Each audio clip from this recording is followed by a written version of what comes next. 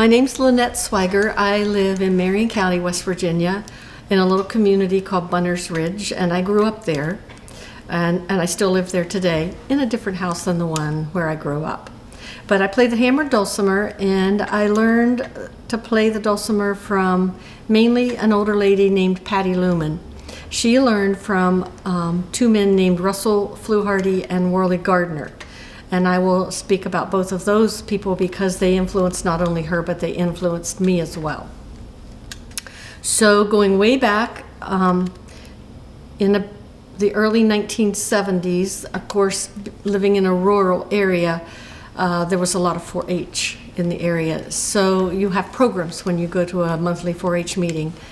And the 4-H leader at that time was my mother, and she said, we had this man coming who was interested in showing people this instrument that he had, and she didn't know much about it except he would be here this evening. And I must have been about 16 at the time, maybe. There is a photograph. I found a photograph of the night that he visited, and in that photograph I'm sitting on a stool beside him watching him play. And it turned out that he played the hammered dulcimer. His name was Russell Fluharty, and he was from Mannington, West Virginia. And he was a musician. He was actually performed in vaudeville. And he lived in Mannington. And one night when he was out coon hunting with his uncle, I believe it was, the uncle told him that he had an instrument that Russell needed to see. And Russell kind of put it off and put it off. And finally, the uncle pushed Russell to come look at the instrument, which happened to be what's called a hammered dulcimer. And Russell had to carry it home at midnight and try to play it. And the uncle said, you can keep the instrument if you can learn to play it. Russell, as me, had no one to teach him to play. So he just kind of picked it up on his own and learned to do the rhythm of the area and the melodies of the area on that hammered dulcimer. And so he became an advocate for the hammered dulcimer, and he would go anywhere that anyone would let him come to and play that hammered dulcimer. He ended up being on national news, on national network on one of those TV shows. And he played for quite high up dignitaries. He became well known as the advocate of the hammered dulcimer. In fact, I would say that in North Central West Virginia at one time, the hammered dulcimer was a very popular, strong instrument, and it had been dying out. I would say without hesitation that he's the one that kept the hammered dulcimer tradition alive in West Virginia.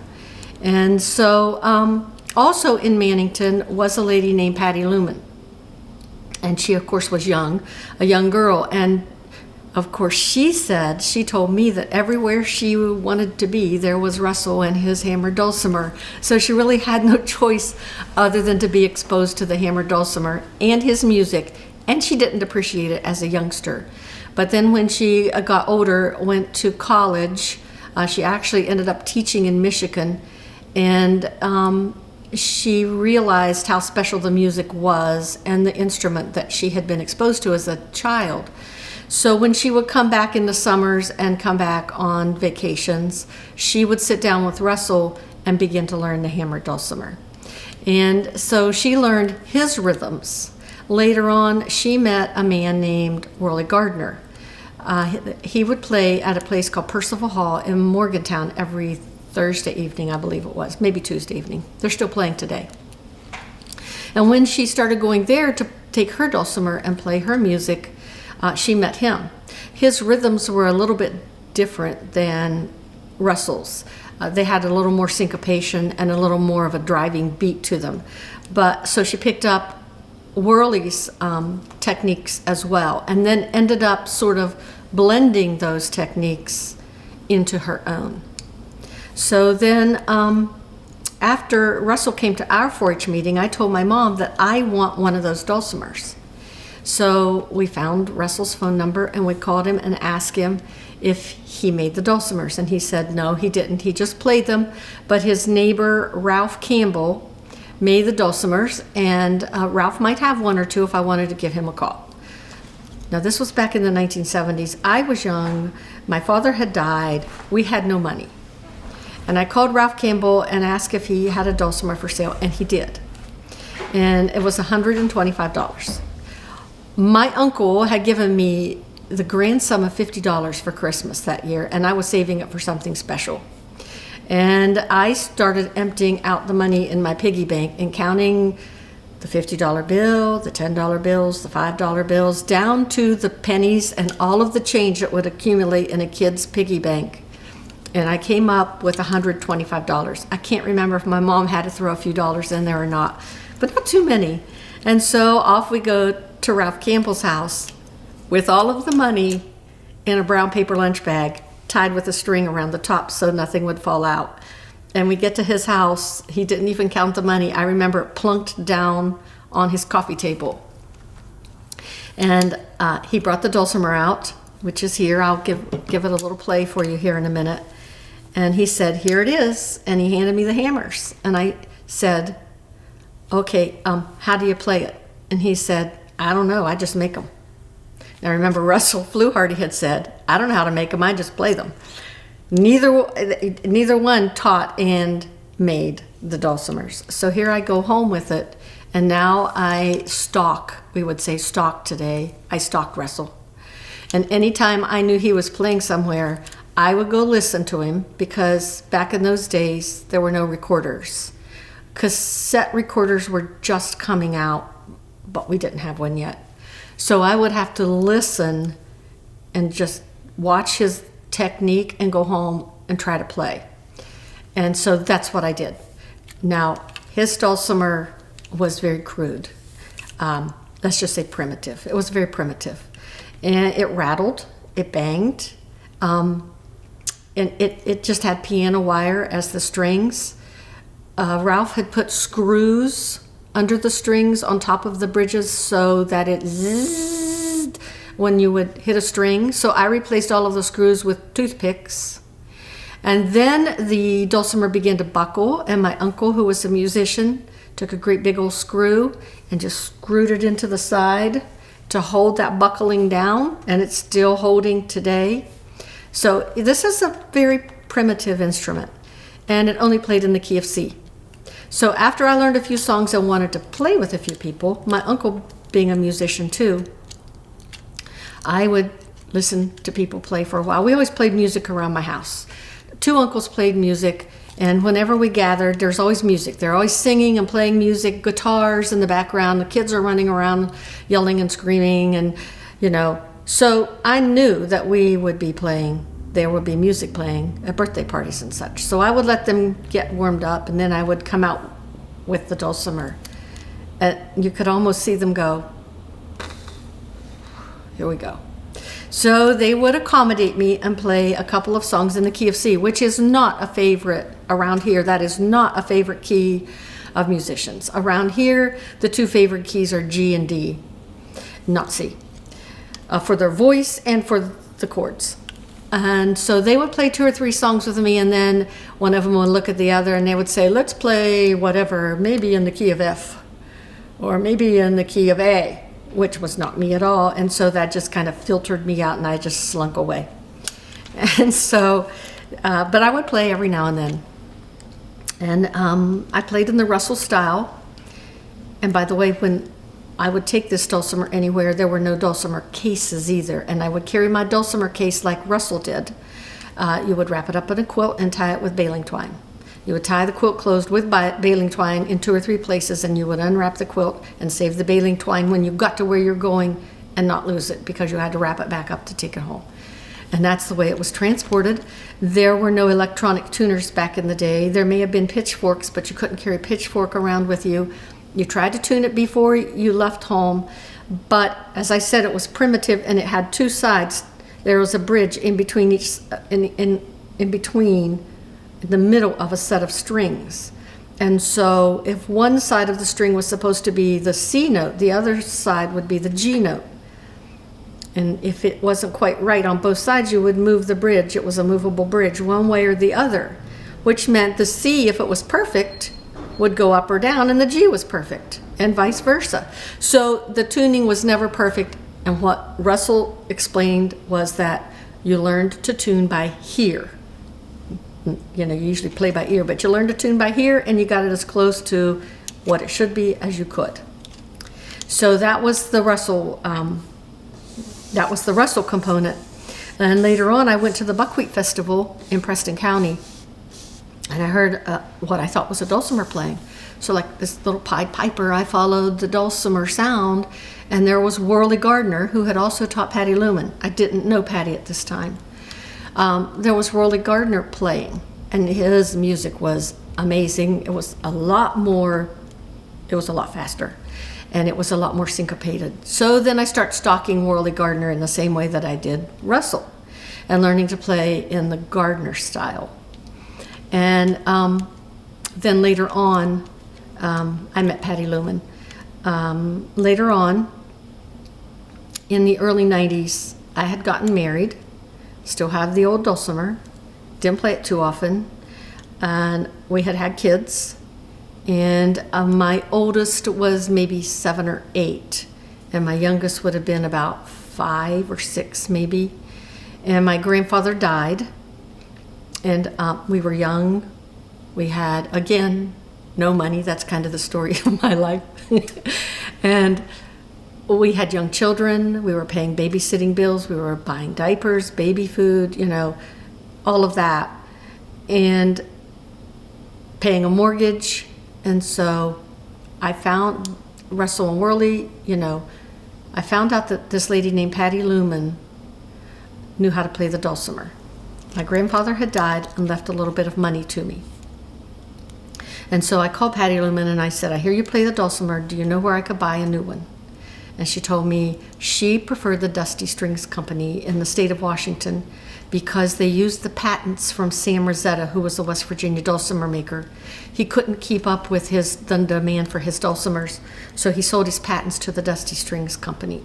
She recommended them. I called and I ordered a mid-sized dulcimer. Not sure that I would keep up with it. I didn't order a great big one, but I didn't order a really small one either because I didn't want to be too confined with the size of the dulcimer. And so I got the brand new dulcimer, and Patty Lumen said, I will teach you. You let me know when the dulcimer comes in, and I will get together with you, and I will teach you how to play. And so I said, okay. And so the dulcimer came the night before Christmas. And I opened it up, and I was so excited, and I didn't know how to tune it. I didn't know the tuning schematic. I didn't know how it should be tuned. And also, it came with these hammers that I wasn't used to, because Russell's hammers were steamed sticks. I forgot to bring them with me, but they would have been flat like this. And they didn't have a handle on it. They were just a stick. It was steamed so that it curled up like a ski, like that. And if you wanted to have a softer sound, you wrapped the hammer in strings. So I had one set of hammers wrapped in strings, and one set of hammers without strings, so that if I wanted a softer sound, I used the string hammers. So these hammers were so different, I didn't even know where the handles were. Did you hold them like this and hit with this part? Did you hold them here? Did you hold them? So I had to look at that dulcimer until after New Year's, because it was 2 days before Christmas when I got the dulcimer. And finally Patty came, and before she arrived, she had never said anything about charging. And my husband and I looked at each other, and I said, so I don't know what she's going to charge. And he said, I don't either. I said, how much can we afford if I want to take lessons from her? And he said, I don't know, but this is something you really want. Find out what she wants, and we'll try to figure out how to pay for it. And I said, okay. So we sat and we played, and we had a great evening. And the first song she taught me was Mississippi Sawyer. And after she left, I was so excited that I called my mom to play it for her. She wasn't home, so I left it on the answering machine. I actually played it on the answering machine for my mom. And when Patty got ready to leave, she said, if you do really well, if you want to keep on playing, I will keep on working with you. Now, I didn't realize at the time what a great offer that was, but I knew I wanted it. And I said, okay, how much do you charge? And she said, oh, I don't charge anything. And I said, nothing? She said, no, I don't charge anything. She said, the music was given to me, and I have to pass it on. Russell and Worley had given her the music. She thought it was her job to pass the music on, and just keep the tradition alive, which she did because she kept the hammer dulcimer tradition alive in North Central West Virginia after Worley was gone. So now here's the unique part. She had learned from Russell as a kid, and she then later played with Worley. Not knowing her, I followed Russell around, learned his patterns, and then followed Worley around. And the other piece is that Patty grew up in the 1920s, maybe, in Mannington, 1910, 1920, 1930s. And in school, you were not supposed to be left-handed at that time, but she was left-handed. So she was forced to learn to write right-handed, and her writing was terrible. It was awful. Being a third grade teacher, I was able to decipher her handwriting, but it was not nice, neat handwriting. But so that meant that she was left-handed dominant in playing the hammer dulcimer. I'm almost ambidextrous, and it turns out that I'm left-handed dominant when I play the hammer dulcimer. So here we have two people that didn't know each other. We're both left-handed dominant, both trained by the same two people. So when you hear me play, you're almost hearing Patty Lumen play. And it turns out that Patty did not charge anything for her music. She would go all up and down the East Coast, all the way to Michigan, New York, all the way down to Florida, North Carolina, going to workshops and conferences, teaching people. If she went to a conference and they offered to pay, she would take that. But going to people that Oakland, Maryland, she went there every week. She wore a car out every 3 years. And she always took the paper music for people to look at after so she paid for all of those copies of all of the music that she passed out. And the way she learned her music was to go to older fiddlers and ask them to teach her some tunes. And by then you could record. We had cassette recorders, which is a whole nother story. But we had cassette recorders, and she would then record the fiddler, go home, and learn to play the tune. Then, being a musician, she would write the melody of the tune. She called it tablature. She would write the melody of the tune down. By the time she died, she had almost 1,000 tunes handwritten. And the instruments were very important to her, but the music was more important. There was I actually ended up working with Patty for about 20 years before she died. And when she died, in her will, she left her music to me and another lady named Pat Harper, who had worked with her alongside me. So we were willed her music, which is now in the archives here at Fairmont State.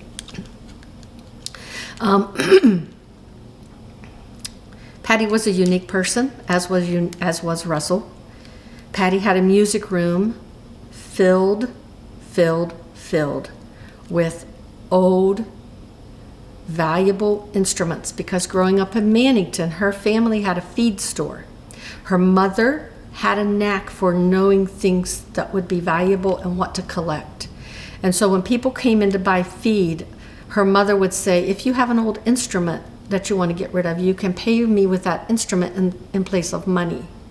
So she had collected old Scheitholz, which was an old German instrument, old fretless banjos, fiddles. The room was jam-packed. She had shelves from floor to ceiling around all of the walls, and there were instruments on every shelf. She had old cabinet hammered dulcimers. I actually had to take a chair in and stand on the chair to climb over the instruments to get to a particular instrument that would be on shelves. And when she died, of course, those were all auctioned off, except that a few were given to Davis and Elkins College. Some of the more valuable ones were given to Davis and Elkins College and a hammered dulcimer museum out west somewhere. So I believe that's all about Patty Lumen. Could you describe like how those three people you mentioned, how they looked when you met them, or like their personalities a bit? Could you talk a bit about that? Oh yeah, I can. So let's start with Russell, since I started with him. Russell was so unique. He was just this little old man, and of course he was bent over at the time. And I have a silhouette of him at home that when Patty's instruments were auctioned off, I really couldn't buy too many of them, but I bought a lot of her hammers. And I bought the silhouette that was hanging on the music room wall of Russell's that someone had given her. But he usually wore old, like, work pants maybe, like Dickies work pants or something, and sometimes suspenders and a flannel shirt. And he always had a little hat, that little bowler kind of hat, had that little hat on. And he would unwrap and he was very happy all the time. He was just smiling. And he would unwrap the dulcimer, and on each corner of the dulcimer, he had drilled 2 holes. And he would take out of his case a West Virginia flag, little mini flag, and a United States flag. And he would stick it in there, and he would start to play. And he played in double time. He would play, like, one of his signature songs was Do Lord, and he would belt out the song as he sang. I can't tell you that he had the best voice, but he had a robust voice. So he would have played double time like this. Let's see where I want to start.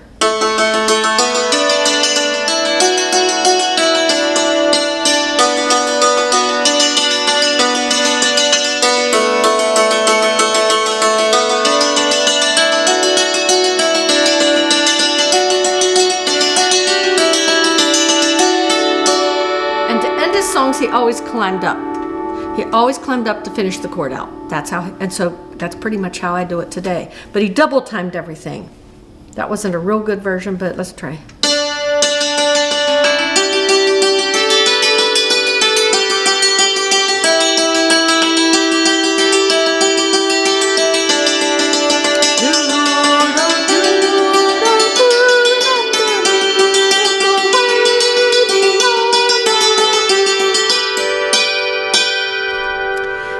A lot of thirds when he played. Let's see. You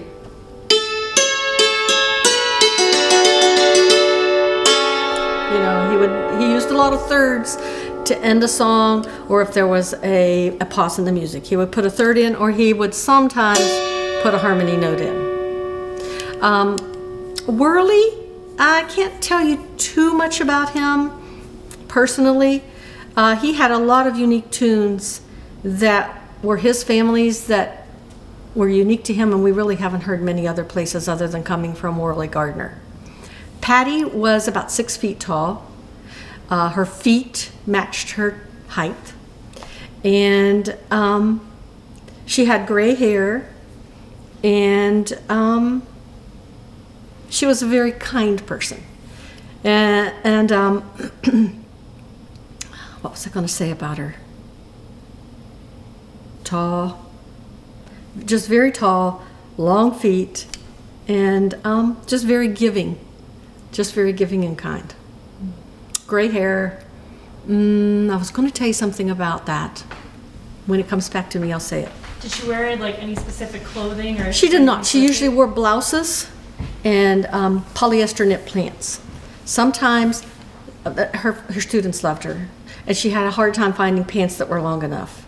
So once she found a pattern, there was a lady named Sarah Bell, I think it was Sarah, over in Oakland, Maryland, would make pants for her and actually put the little, the little seam up the middle of it. So usually caught polyester knit pants and blouses, and every time she went somewhere, she would dump everything out of her purse, and she would put everything back in and reorganize it.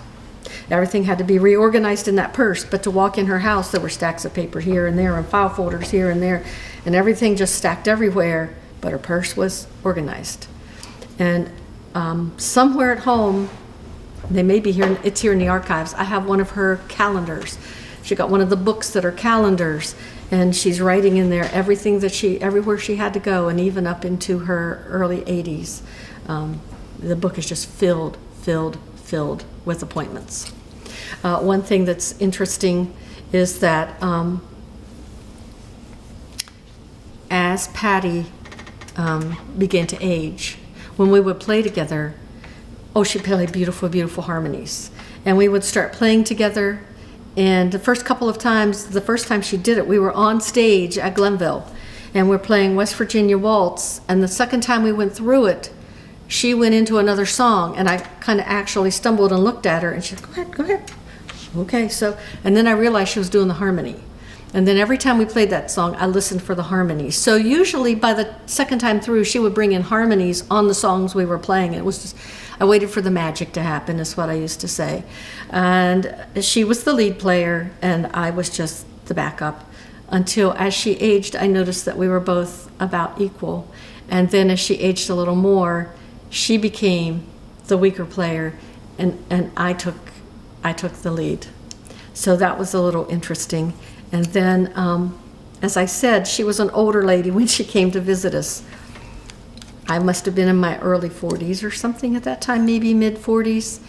And she walked in, and you know, she's an older lady. So people said, who are you working with? Well, this old lady named Patty Lumen. It turns out now, it's interesting how time turns, because I was thinking the other day that I'm a year away from being the age now that Patty was when that old lady came to my house and began working with me. So time goes very quickly.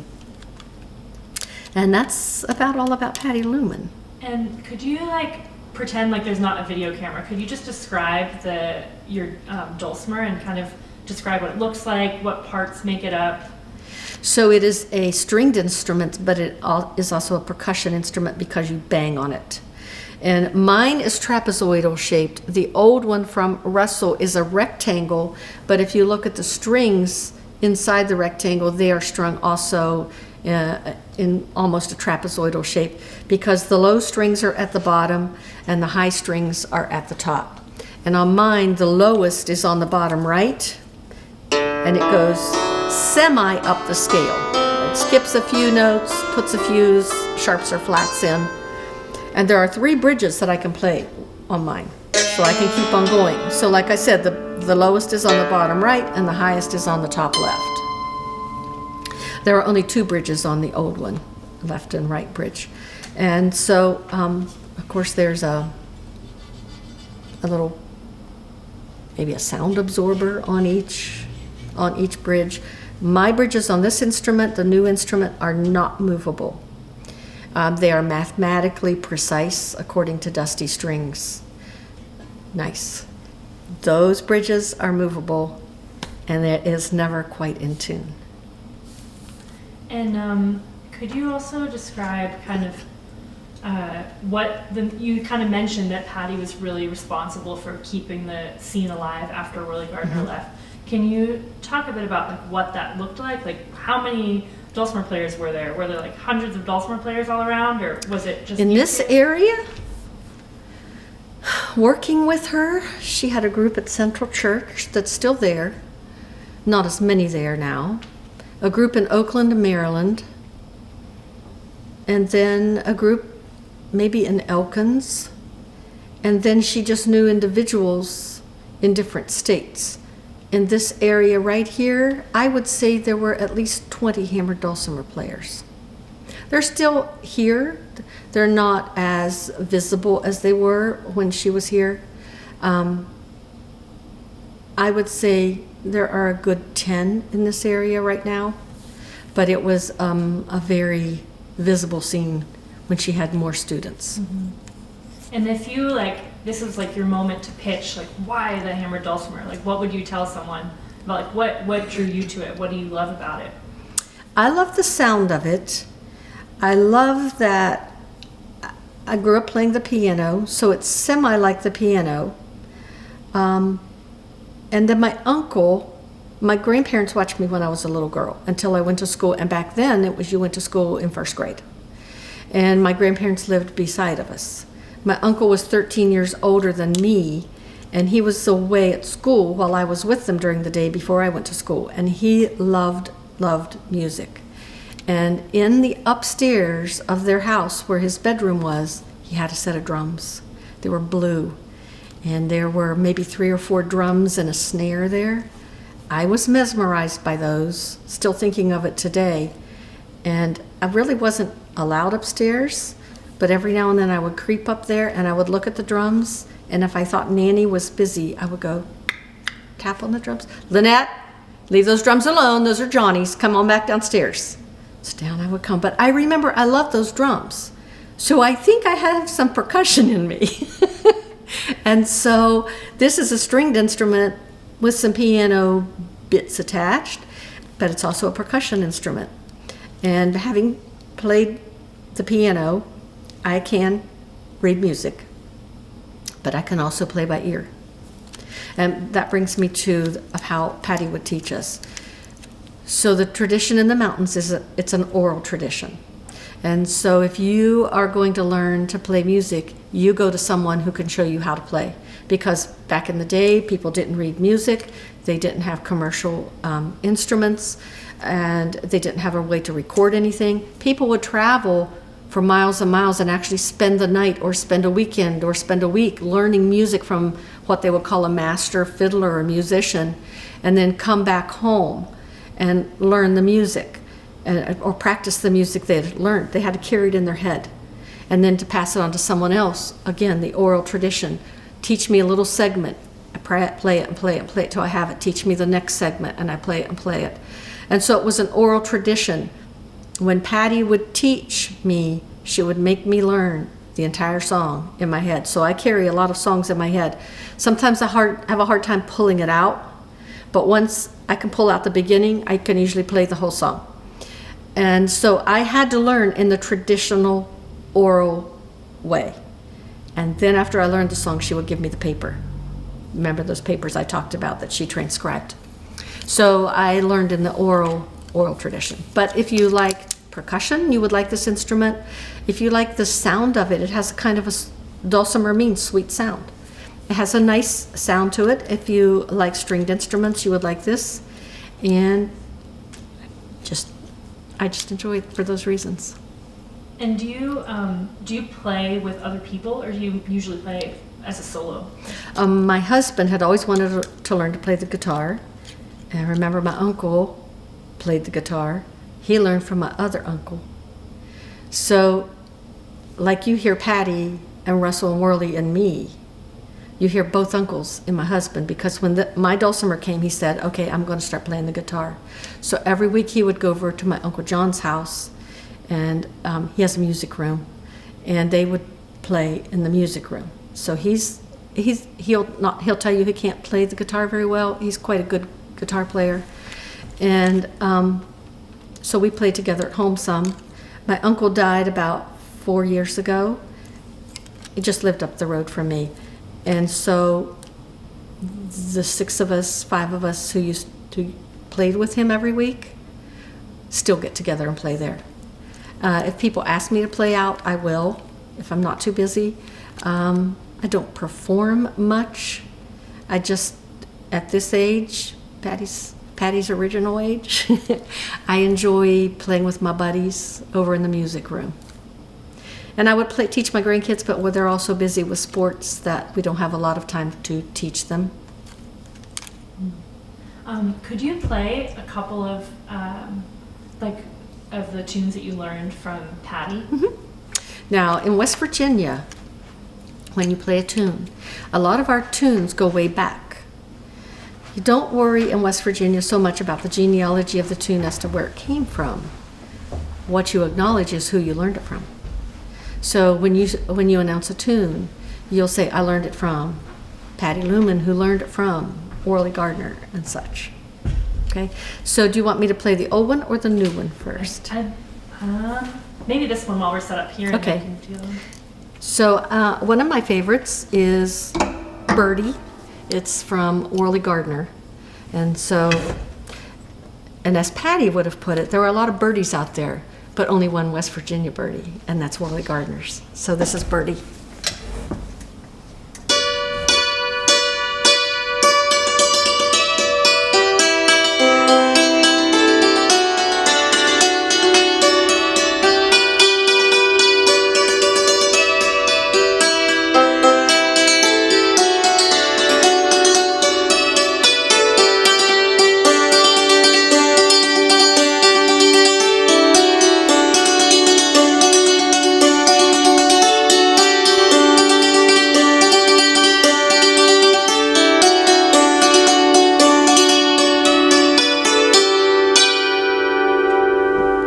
Another one that Worley would have done was Cuckoo's Nest, and it changes keys.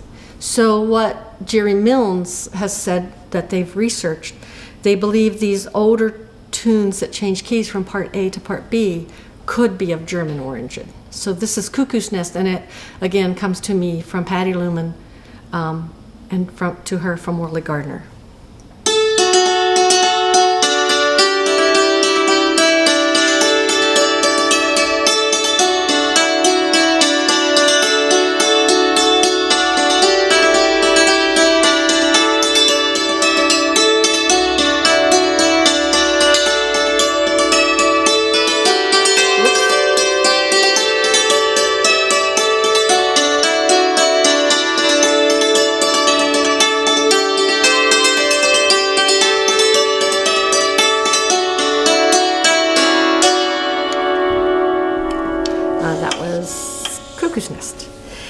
One song, the song that Patty would play, West Virginia Waltz, was taught to her by Russell Fluharty, and it's the one that she first started harmonizing on. And by the way, she would get us ready to perform. I remember going on at Davis and Elkins for Old Time Fiddlers Week once, and I arrived right before we were supposed to perform, and she said, "Jerry's been teaching me this new song, and it's really easy, and we're going to play it because he's going to play it with us on stage, and here's how it goes." Oh, and we have 15 minutes before we go on. She did that more than one time, and 15 minutes I'm learning a new song to play with her that she goes into the harmonies on, and I have to carry the melody. And you never knew when the hammers were going to fall with Patty Lumen. She would talk like this, and I learned to have very good peripheral vision, and she always sat on my left, and we would get ready to play, and she would start telling about the song, and she would talk and talk and talk about the song, but when she was finished, she always stopped abruptly, and boom. So I waited, as I used to say, I waited for the hammers to fall, and that was when I knew to come in. And so this is West Virginia Waltz that she began harmonizing with. And that was another thing that she would do. She started harmonizing on stage for the very first time, leaving me not knowing what was going on. So she was unpredictable.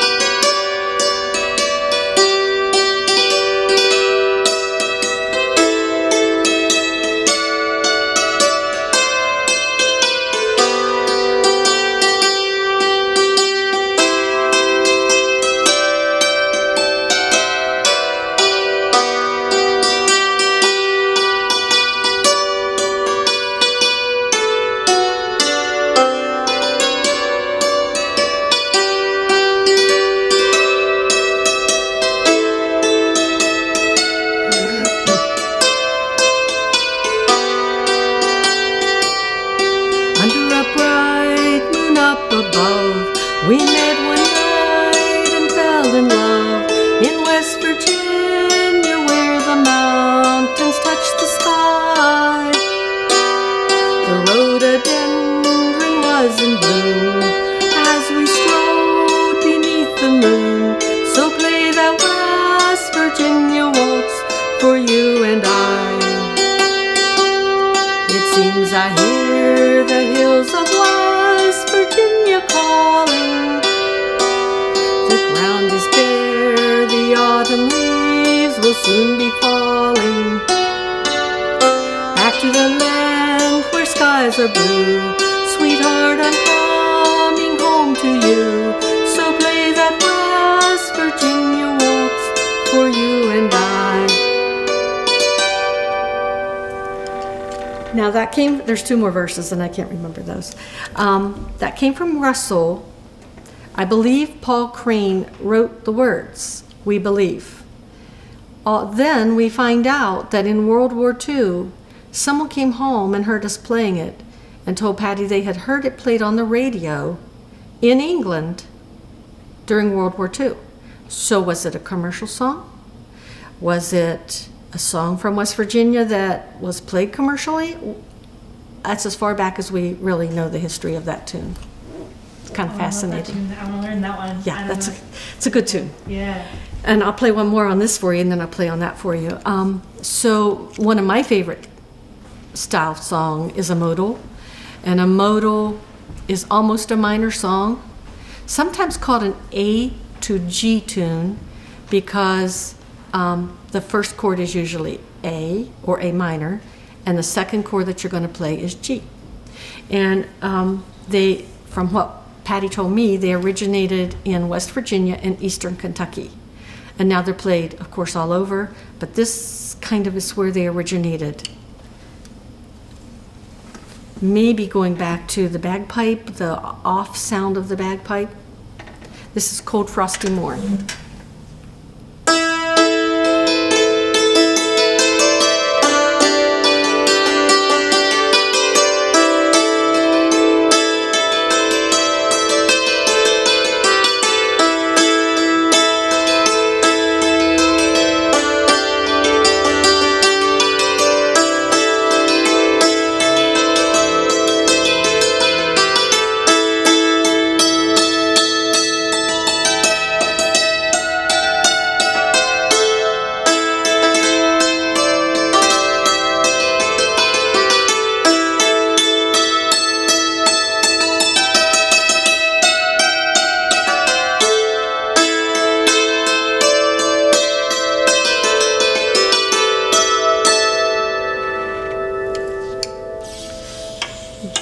One story that I will tell you about Patty is that, as I said, Russell was more, it was just double time. Worley had the syncopation.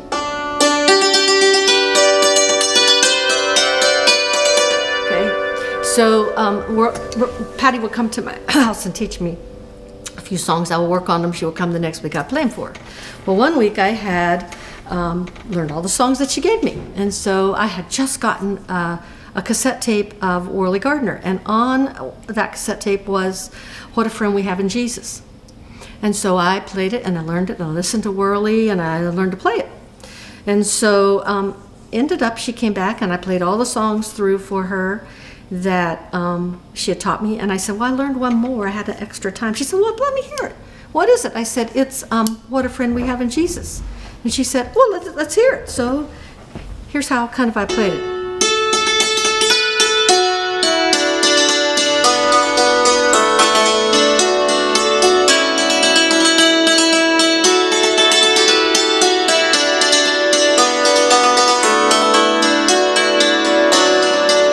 That's not the whole song, but you get the gist of it. I ripped into that thing. When I finished, she went, well, and she leaned back in her chair like that, well. That was the Pentecostal version. Let me teach you the Methodist version. so I learned two versions to What a Friend We Have in Jesus. What does the other one go like? Mm-hmm.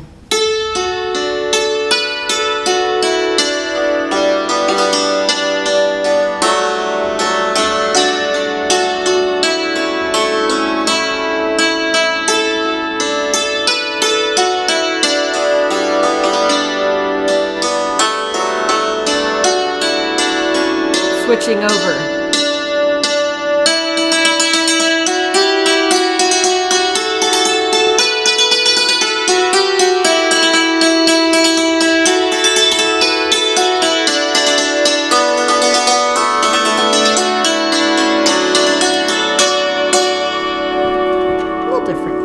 A little different. Would you like to hear a little version of this one? The other thing I just realized, I didn't ask you, but would be cool to like tie the two Crankies together a little bit, is Worley Gardner was a square dance caller too. Oh, yes. So can you talk just a little bit about that? I really didn't have the opportunity to hear him call square dances, except that I know he was I think they call it a traveling caller. He actually square danced while he called. And so, or a dancing caller, maybe that's what they call them. I love to square dance, and I square dance a lot. I've really only once at Helvetia danced with someone who was dancing as they called, and it was really interesting and unique, fun.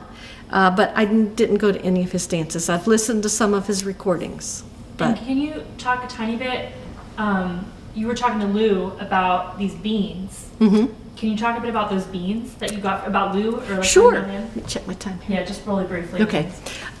So my husband is a master gardener, and I like to provide the plants for him to plant and tend. Then he likes to bring them into me for me to can. But I really like heirloom seeds. And so I collect seeds from heirloom plants. And they have stories to them too. So I have about 40 kinds of tomatoes. I'm not allowed to plant them all every year. And I've winnowed them down to maybe 20 of my favorites, and generally we'll try to plant 10 a year. And I probably have 30 kinds of beans. And one of the beans that I have is Trail of Tears, which goes back to the Cherokee Trail of Tears. That's its own story there. Got it from a lady in Georgia. That first bean started me on the bean trail. And then I met Lou long ago at Glenville, and of course dancing, he's a square dance caller, and we square dance at Glenville and all. And then just getting to know him and talk to him, I learned that he's a gardener too. And he has two kinds of beans. He has Fat Man and he has Logan Giant. And the Fat Man has been in his family for over 100 years. And of course, the beans grow, you save part of them, dry them, and then you plant them the next year. And the Logan Giant, I believe he said, has been in his family for 50 years. So he gave me, all you need is a few beans. He gave me a few of each kind. So I grow his Fat Man and his Logan Giant now. I believe the Logan Giant is a brown bean and the Fat Man is a white bean. But they're pole beans, so that you plant them and they grow on poles. So when you collect, it's like collecting music. Some of these tunes have stories attached to the people that gave them to you. And so do the vegetables and the beans and the tomatoes and the peppers. I have peppers from my cousin, or tomatoes from these people that are no longer I have a German tomato that the neighbor down the road that was my dad's best friend, Don, gave him. Don grew the German tomato. I have Don's German tomato seeds. Don has died. I gave the plants to Don's daughter. So you form attachments and you have stories with plants, seed saving like you do with the tunes. Oh, and you've got little stories in here too. Patty she would write notes on the music when she tabbed it, as to a lot of times who she learned it from, playing instructions, when she got it, where she got it. She just wrote little, and I have her recorded at home on some of my things that I haven't even given, teaching me. Now, a lot of times I turned it off and didn't get the whole story, and I wish I had, but there's a lot of information behind the stories on my tapes, but it's a massive, what we have here is massive, and I still have a lot at home. So it's almost too massive to go through. Okay, this is a Russell style. Let's see, let's try Skip to My Lou.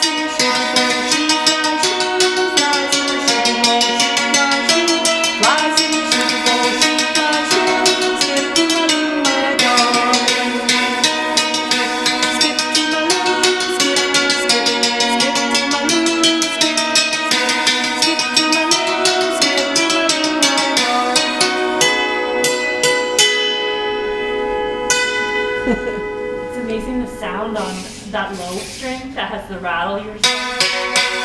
Yeah, hear that? They all used to have that rattle, and then I replaced, well, there's no screw there, that's part of it. There's screws up here, but some are toothpicks. Yeah. And here are the screws holding it together. And this is the one that you've had the longest. Since I started playing. This one actually has 4 strings. Mine has 2 on each bridge. And these 4 strings go over here, around this pin, and back. And then a new string starts here, goes over and back. So you actually have 4 strings. So you would have to tune 4 strings to the same sound, and then the bridges may not be even, so you had to bump it and move it, and then bump it and move it back as to, and you would go, where do I think C is? You know, maybe I had a piano at home, I could play C. Okay, there's C. So D should sound like this. You know, you hear it in your head, and you just try to hit it. And what was it? You said you had a story about a recorder. Did you have a specific story you're trying No, to... there's no story except that cassette recorders were magic. There were no ways to record anything. People had those reel-to-reels, but that was almost too expensive, and not very many people had those. And then cassette players came out, and you could hold them in your hand, and you got this little cassette tape that went in it, and you could record. You pushed play and record at the same time, and you were recording. And then, but to play it back, you had to rewind, and there were no tracks. You just had to kind of guess where you wanted to stop, and you would stop, and then maybe back up some more, and back up some more, go forward to hear where you wanted to start. And then if you have 2 or 3 or 4 or 10 songs on a cassette tape, you had to kind of guess and just play the whole thing through. You were lucky to find what you wanted. Then you would flip it over and record on side B. So you have A and B, and so you started writing down every song that was on side A or on side B in the order they were there, which maybe helped you. But when they first came out, we loved to record when the family was around. So I have kids screaming and yelling and music playing in the background, and then, you know, and you were spying on people and they didn't know you were recording them. It was just the most fun. So it was just magic toy. Yeah, I'm always like, it's hard when I hear some of like the really old folks talking about when they learn tunes. They'll be like, oh, I was at a festival and I heard someone play it. And I'm like, how did you just learn it from hearing it like one time, supposedly? Sometimes I don't believe it. But maybe they really did have just great ears. It's They did. wild. They had a great memory, yes. Yeah.